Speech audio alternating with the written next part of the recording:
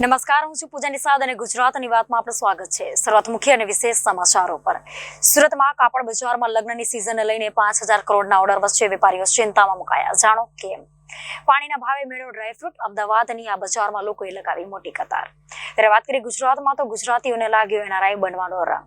ત્યારે ચાઇનીઝ દોરા વેચનારાઓ પર પોલીસની તવાઈ બોલાવવામાં આવી છે।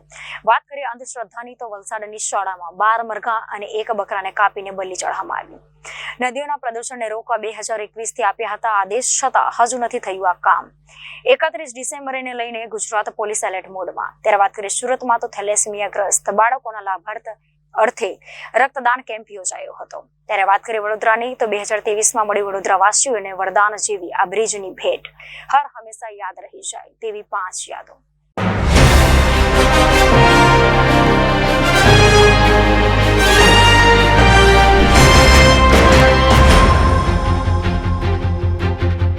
તો હવે ચર્ચા કરીએ ગુજરાતની વાતમાં। સમાચાર વિગતવાર।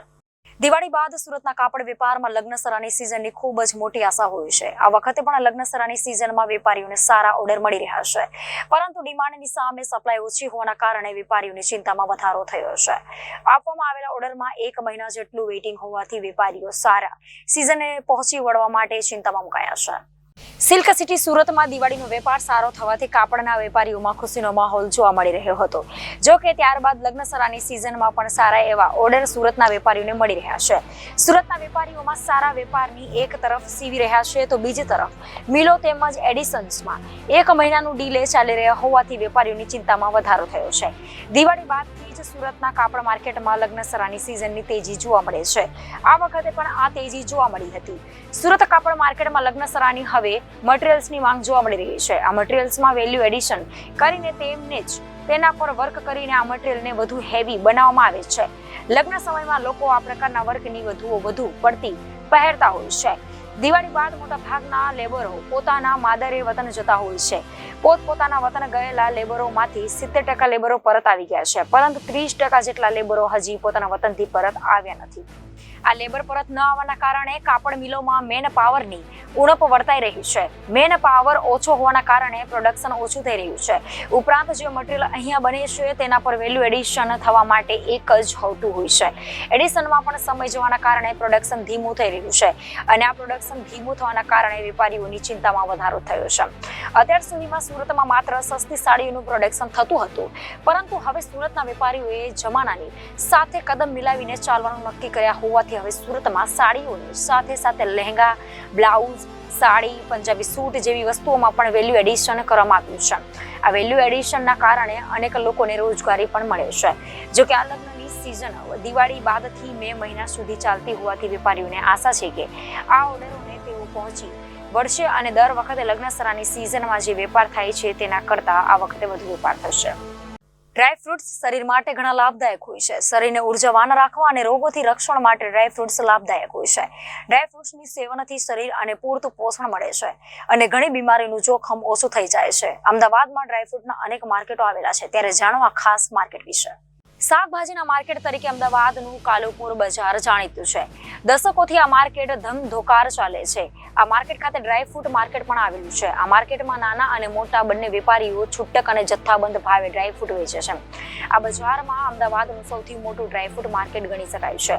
આ બજાર લગભગ 35 વર્ષથી છે। માર્કેટમાં વ્યાજબી કિંમતમાં અખરોટ, કાજુ, બદામ, અંજીર અને પિસ્તા સહિતની વિવિધ પ્રકારના ડ્રાયફ્રૂટ મળે છે। તહેવારોમાં ભેટ આપવા ડ્રાયફ્રૂટને સુંદર ગિફ્ટ પેકિંગ પણ કરી આપવામાં આવે છે।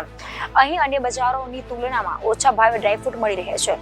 જથ્થાબંધ સૂકા મેવાનો વેપાર અહીં ધમધોકાર ચાલે છે। અહીં માર્કેટમાં 15 થી 20 દુકાનો આવેલી છે, જેમાંથી કેટલીક દુકાનોમાં પેઢીઓથી આ સૂકા મેવાનો વ્યવસાય ચલાવવામાં આવે છે। આ વિસ્તારમાં ડ્રાયફ્રૂટ્સની કિંમતની શરૂઆત 500 રૂપિયાથી થાય છે। વિવિધ પ્રકારના ડ્રાયફ્રૂટ્સ માટે અલગ અલગ કિંમતો છે। કાજુ અને બદામ ખાસ કરીને લોકપ્રિય છે, અહીં વધુ વેચાણ પામે છે। લોકો તેમજ વેપારીઓ મોટી સંખ્યામાં અહીંથી સૂકો મેવો લઈ જાય છે।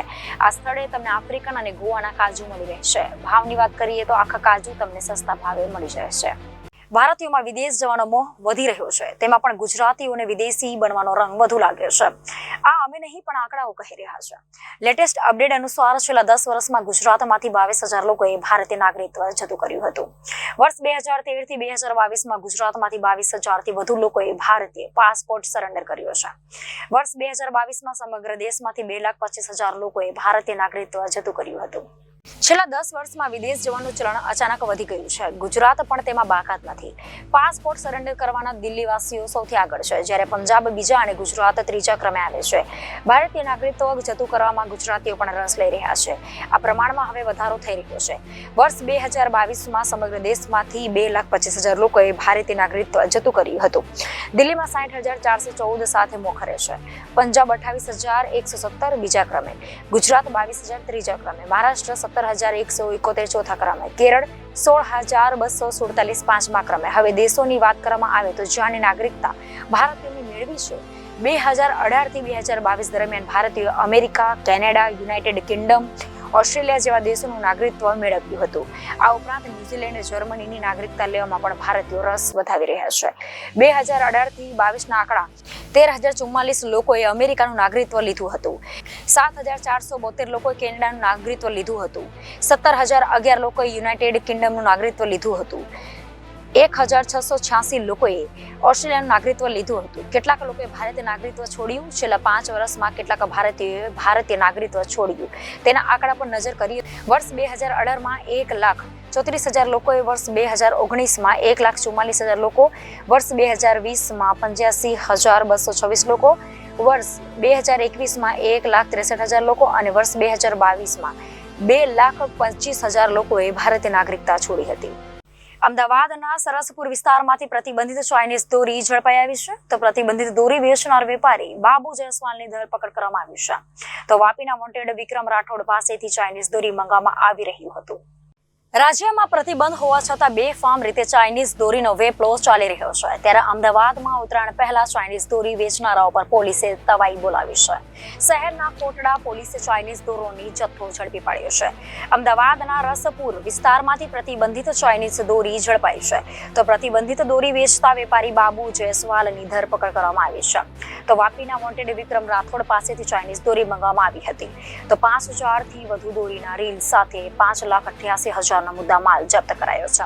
તો બીજી તરફના અગાઉ રાજકોટના ગોંડલ રોડ પર આવેલા રસુલપુરા પાસે ક્રાઇમ બ્રાન્ચે ચાઇનીઝ દોરીનો જથ્થો ઝડપી પાડ્યો હતો. આ સાથે જ 2 લોકોની ધરપકડ કરાઈ હતી.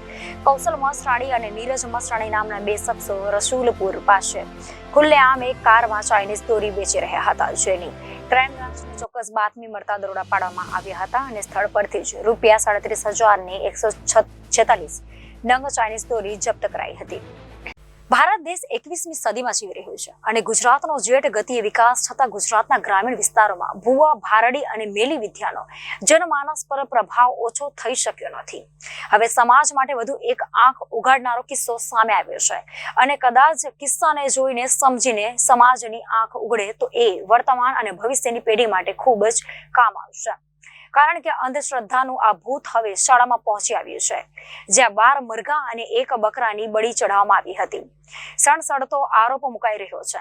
દાવા મુજબ શાળામાં કેમ્પસમાં લોહી પડેલું હતું અને કંકુ, ગુલાલ અને તેમજ ત્યાં મરઘાના પીછા પણ મળી આવ્યા હતા. નાની નાની બાબતોમાં મંત્ર તંત્ર અને મેલી વિદ્યાના શરણે જઈ પોતાના પરિવારની બરબાદીને નોતરતા સમાજના કેટલાક લોકો આજે પણ અંધશ્રદ્ધા અને વાસ્તવિકતા વચ્ચે ઝોલા ખાતા હોય છે. સમાજમાં એવા કેટલાક કિસ્સો આવે છે કે તાંત્રિક વિધિના બહાને કાં તો મહિલાની લાજ લૂંટાઈ હોય તો કાં તો મરણ મુંડી ખોવી પડી હોય. ત્યારે હવે વલસાડમાં વિધિના ધામમાં મેલી વિદ્યાનો કિસ્સો સામે આવ્યો છે, જેથી અરેરાટી ફેલાવા પામી છે. નગરધરી ગામની પ્રાથમિક શાળામાં ભુવાને બોલાવી મેલી વિદ્યા કરાયા હોવાનો આક્ષેપ કરાઈ રહ્યો છે. શાળા પરિસર નજીક વિધિના નામે મરઘા અને બકરાની બલિ ચઢાઈ હોવાની દાવો કરવામાં આવી રહ્યો છે. અંધશ્રદ્ધામાં શાળાને જમીન દાનમાં આપનાર પરિવારના રસોઈયાએ વિધિ કરાવી 12 મરઘા અને 1 બકરાને કાપી નાખ્યા છે. શાળામાં રસોઈયો છે તેણે ડાંગના ખીરમાની ગામથી ભગત બોલાવ્યા હતા. તે દિવસ દરમિયાન કંઈક ખોદતા હતા. હું રાતના સમય ત્યાં ગયો હતો. 12 મરઘાને કાપી નાખવામાં આવ્યા હતા અને 1 બકરાની બલિ દેવાઈ હતી. 25 નાળિયેર પણ હતા. આ મેલી વિદ્યાની અસર બાળકો પર માનસિક રીતે થઈ શકે છે. શાળામાં મેલી વિદ્યાના આક્ષેપની ચકચાર મચી જતા DEPOએ આ ઘટનાની ગંભીર નોંધ લીધી છે. મીડિયાના માધ્યમથી ઘટના સામે આવતા ડીઈપીઓ ડીબી બારૈયા દ્વારા તાત્કાલિક તપાસ હાથ ધરવામાં આવ્યા છે. વિધિ થઈ છે કે કેમ તે માટે એક ટીમને ઘટના સ્થળે જવા રવાના કરાઈ છે. રસોઈયા કસૂરવાર ઠહેરશે તો જે તે વિભાગને કડક પગલાં લેવા માટે જાણ કરવામાં આવશે. પણ આ ઘટનાથી અનેક સવાલો પણ ઊભા થઈ રહ્યા છે.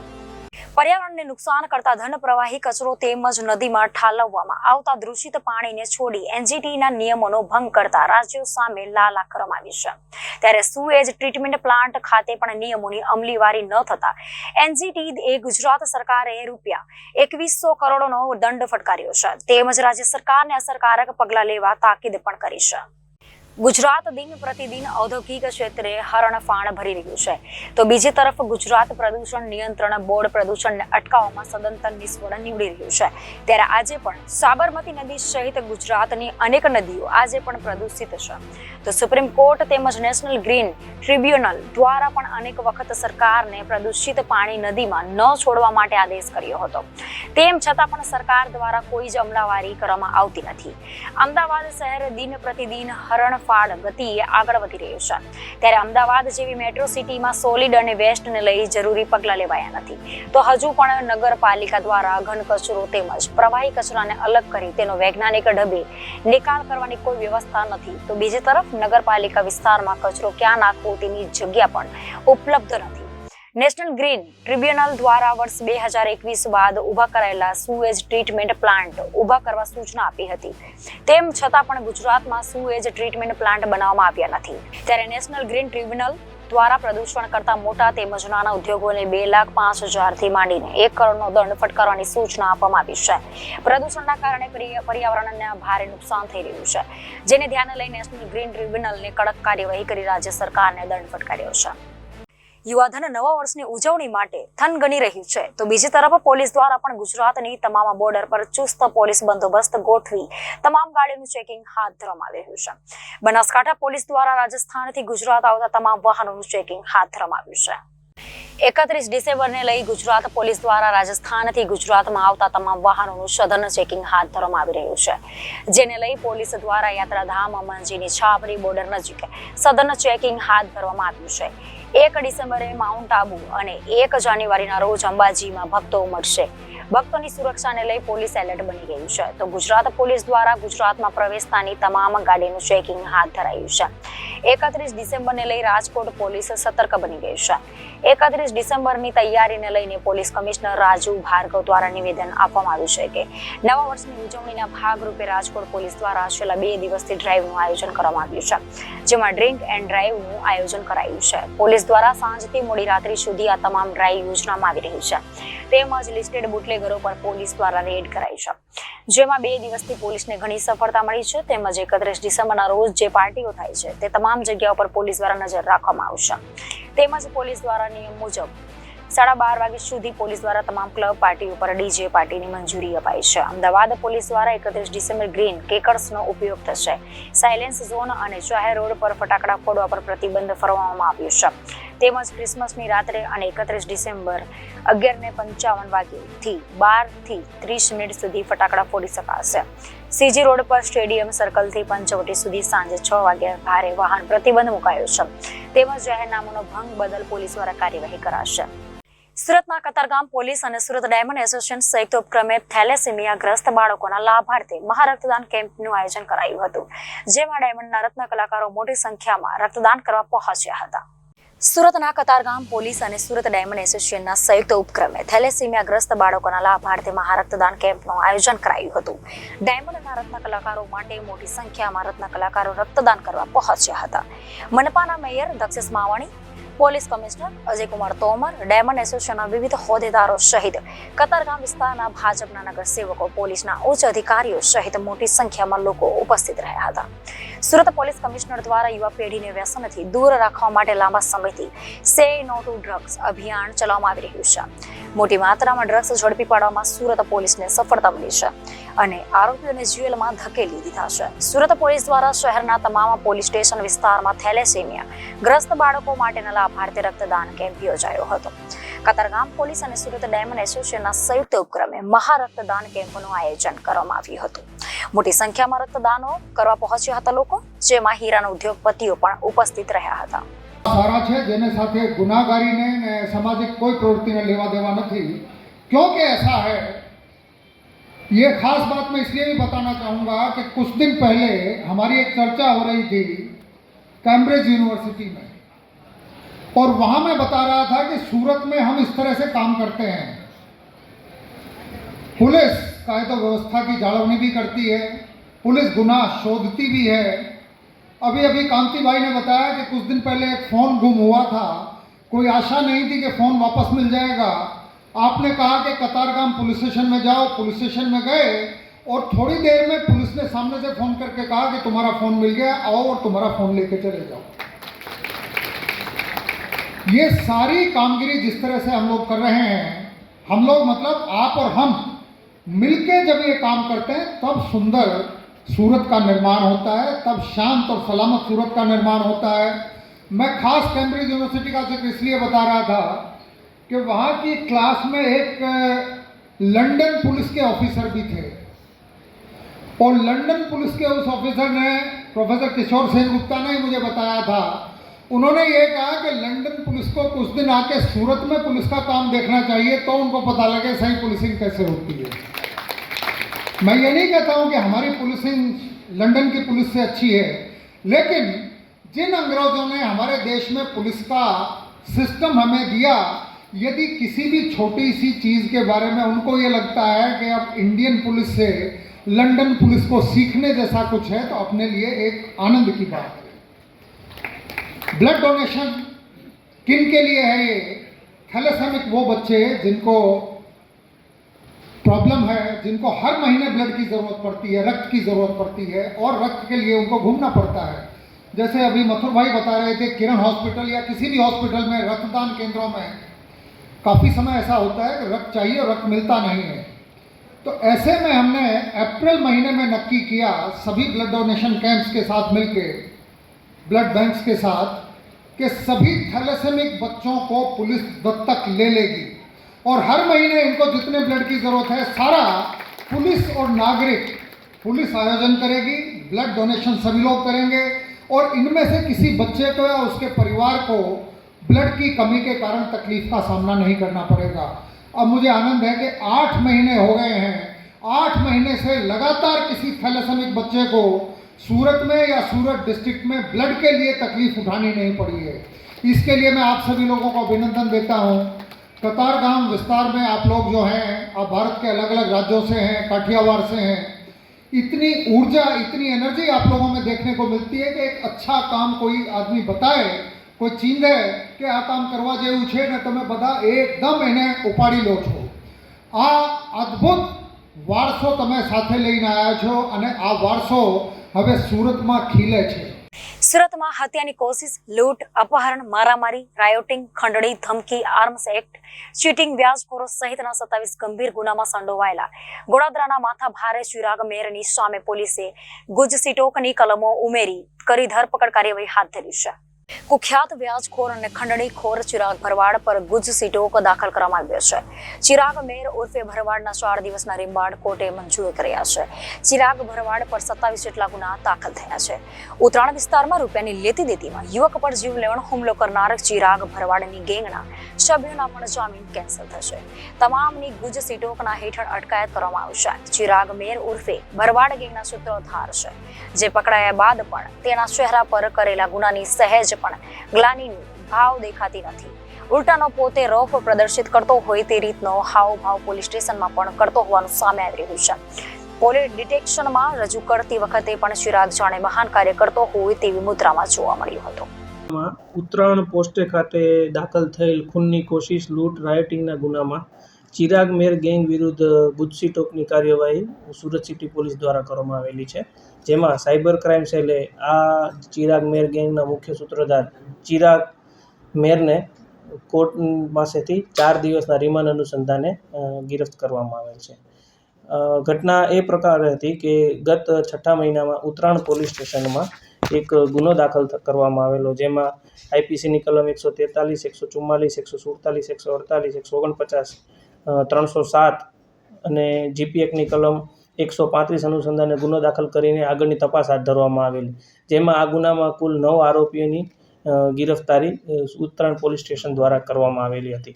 જે તપાસમાં તેવું જાણ થતાં કે આજે એક ચિરાગ મેર જે ગેંગના લીડર છે તેઓએ ઓર્ગેનાઇઝ ક્રાઇમ સિન્ડિકેટ રચી છે અને સતત તેઓ ગેરકાયદેસર પ્રવૃત્તિ અને ગુનાહિત પ્રવૃત્તિમાં રાચેલા રહીને કન્ટિન્યુઇંગ અનલોફુલ એક્ટિવિટીનું કામગીરી કરી રહેલા હોવાથી સમાજમાં ડરની ભાવના વધુ રહેવાથી તેની વિરુદ્ધ ગુજસી ટોકની કાર્યવાહી સુરત સિટી પોલીસ દ્વારા કરવામાં આવેલી છે.